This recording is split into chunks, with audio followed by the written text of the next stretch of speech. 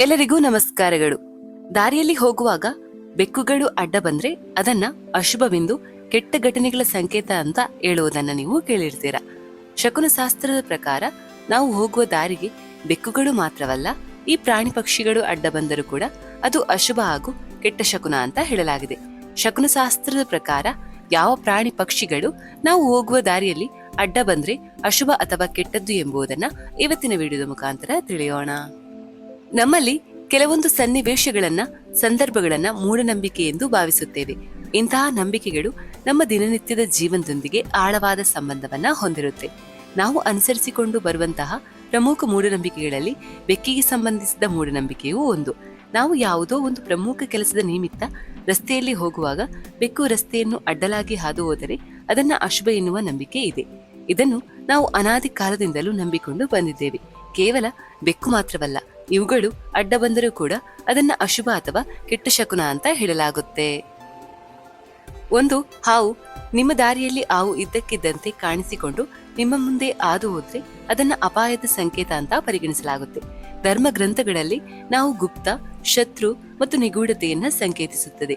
ಒಂದು ವೇಳೆ ನೀವು ಎಲ್ಲಾದ್ರೂ ಹೊರಗಡೆ ಹೋಗುವಂತಹ ಸಂದರ್ಭದಲ್ಲಿ ಹಾವು ಇದ್ದಕ್ಕಿದ್ದಂತೆ ನಿಮ್ಮ ಮಾರ್ಗಕ್ಕೆ ಅಡ್ಡಲಾಗಿ ಹೋದ್ರೆ ಜಾಗರೂಕರಾಗಿರ್ಬೇಕು ಮತ್ತು ಆತುರದ ನಿರ್ಧಾರಗಳನ್ನ ತಪ್ಪಿಸಬೇಕು ಎನ್ನುವ ಸೂಚನೆ ಆಗಿರುತ್ತೆ.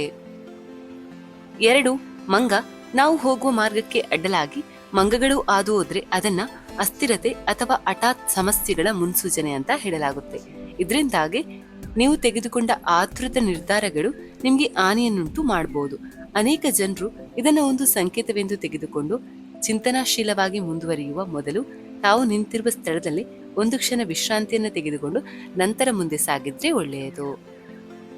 3. ಕಾಗೆ.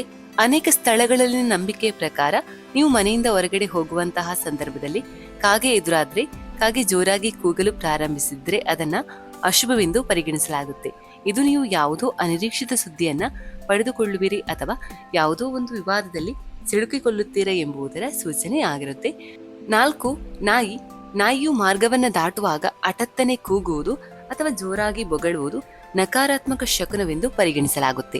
ಗ್ರಾಮೀಣ ನಂಬಿಕೆಗಳಲ್ಲಿ ಇದನ್ನ ಮುಂಬರುವ ತೊಂದರೆಯ ಎಚ್ಚರಿಕೆ ಎಂದು ಅರ್ಥೈಸಬಹುದು. ನೀವು ಎಲ್ಲಾದ್ರೂ ಹೋಗುವಂತಹ ಸಂದರ್ಭದಲ್ಲಿ ನಾಯಿ ನಿಮ್ಮ ದಾರಿಗೆ ಅಡ್ಡಲಾಗಿ ಹಾದು ಹೋದ್ರೆ ಅಥವಾ ನೀವು ರಸ್ತೆಯನ್ನು ದಾಟುವಾಗ ಅದು ಕೆಟ್ಟ ಸ್ವರದಲ್ಲಿ ಕೂಗಿದ್ರೆ ಎಚ್ಚರಿಕೆಯಿಂದ ಇರಬೇಕು. 5. ಗೂಬೆ. ಗೂಬೆಯನ್ನ ಲಕ್ಷ್ಮೀ ದೇವಿಯ ವಾಹನ ಅಂತ ಪರಿಗಣಿಸಲಾಗುತ್ತೆ. ಆದ್ರೆ ಹಗಲಿನ ಸಮಯದಲ್ಲಿ ಗೂಬೆಯನ್ನು ನೋಡುವುದು ಅಶುಭ ಅಥವಾ ಕೆಟ್ಟ ಶಕುನ ಅಂತ ಜನಪದ ನಂಬಿಕೆಯು ಹೇಳುತ್ತೆ. ಹಗಲಿನಲ್ಲಿ ಗೂಬೆಯನ್ನು ನೋಡಿದ್ರೆ ಅದು ಹಣಕಾಸಿನ ಸಮಸ್ಯೆಗಳ ಸಂಕೇತ ಕೂಡ ಆಗಿರಬಹುದು. ಇದರೊಂದಿಗೆ ಮಾನಸಿಕ ಸಮಸ್ಯೆಗಳನ್ನ ಎದುರಿಸುವ ಮುನ್ನ ಕೂಡ ಇಂತಹ ಘಟನೆಗಳು ಸಂಭವಿಸುತ್ತೆ. 6. ಮುಂಗುಸಿ. ಒಂದು ಮುಂಗುಸಿ ಇದ್ದಕ್ಕಿದ್ದಂತೆ ನಿಮ್ಮ ದಾರಿಗೆ ಅಡ್ಡಲಾಗಿ ಬಂದ್ರೆ ಅದನ್ನ ಕೆಟ್ಟ ಶಕುನವೆಂದು ಪರಿಗಣಿಸಲಾಗುತ್ತೆ. ಅದು ಗುಪ್ತ ವಿವಾದಗಳು ಅಥವಾ ಸಂಘರ್ಷಗಳ ಸಂಕೇತವೆಂದು ಪರಿಗಣಿಸಲಾಗುತ್ತೆ. ಜನಪದ ನಂಬಿಕೆಗಳಲ್ಲಿ ಇದು ಹಠಾತ್ ಮುಖಾಮುಖಿ ಅಥವಾ ಉದ್ವಿಗ್ನತೆಯನ್ನ ಸಂಕೇತಿಸುತ್ತೆ. ಅಂತಹ ಸಮಯದಲ್ಲಿ ಸಂಯಮವನ್ನ ಕಾಯ್ದುಕೊಳ್ಳುವುದು ತುಂಬಾನೇ ಮುಖ್ಯವಾಗಿರುತ್ತೆ ಮತ್ತು ಅನಗತ್ಯ ವಾದಗಳನ್ನ ತಪ್ಪಿಸುವಂತೆ ಸಲಹೆ ನೀಡಲಾಗುತ್ತೆ. 7. ನರಿ. ನರಿಯ ಶಬ್ದವನ್ನ ಕೇಳುವುದು ಅಥವಾ ರಾತ್ರಿಯಲ್ಲಿ ಅದನ್ನು ನೋಡುವುದು ಅನೇಕ ಗ್ರಾಮೀಣ ಪ್ರದೇಶಗಳಲ್ಲಿ ಕೆಟ್ಟ ಶಕುನ ಅಂತ ಪರಿಗಣಿಸಲಾಗುತ್ತೆ. ಇದು ದುರಾದೃಷ್ಟಕರವಾಗಿರುತ್ತೆ ಅಥವಾ ಅನಿರೀಕ್ಷಿತ ಘಟನೆಗಳು ಸಂಭವಿಸಬಹುದು ಎಂಬುದರ ಸಂಕೇತವಾಗಿದೆ. ಇದು ನಮಗೆ ಸಾಮಾನ್ಯವೆಂದೆನಿಸಿದರೂ ಜನಪದ ನಂಬಿಕೆಗಳಲ್ಲಿ ಇದಕ್ಕೆ ಆಳವಾದ ಅರ್ಥಗಳು ಇರುತ್ತೆ. ಪರಮಾತ್ಮ ಬರೆದಿರುವ ವಿಧಿಗಿಂತ ಈ ಪ್ರಾಣಿ ಪಕ್ಷಿಗಳು ಏನು ನಮಗೆ ದೊಡ್ಡದಲ್ಲ. ಆದ್ರೂ ಕೂಡ ಇದು ಕೆಲವರಲ್ಲಿ ಇರುವಂತಹ ನಂಬಿಕೆ ಅಂತ ಹೇಳ್ಬಹುದು. ಇದು ಇವತ್ತಿನ ವಿಡಿಯೋ ಆಗಿರುತ್ತೆ. ಇನ್ನೊಂದು ವಿಡಿಯೋದೊಂದಿಗೆ ಭೇಟಿ ಆಗೋಣ. ಅಲ್ಲಿವರೆಗೂ ಟೇಕ್ ಕೇರ್, ಬಾಯ್.